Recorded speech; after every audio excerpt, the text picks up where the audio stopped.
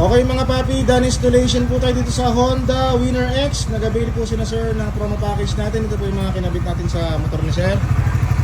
Sendo X1 Plus, 60 watts. So dito po sa T-post nakalagay. Ilaw niyan, low beam white, high beam yellow. So Sendo X1 Plus, 60 watts. Yung switch natin, domino 3-way switch. So ito po yun. Yan natin nilagay sa ilalim. Tapos sa passing, so ilagay tayo ng passing switch. Hindi pwede siya mag-passing pag naka-off, pag naka-low, pag naka-high. Okay, yung busina ni sir ang kinabit natin dito, Seger 50F, dual horn setup. Yung stock horn selector natin, dito natin pinuesto sa loob. Okay, so bali halo switch ang gamit dyan.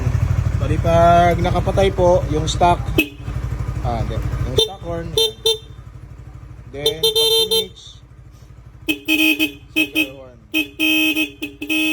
Yan, Seger 50F po yan. Napaka solid. Okay mga paps, so kung nagustuhan nyo po yung ganito mga promo package natin, mag-message lang po sa page o pumunta dito sa Scooteristas online shop.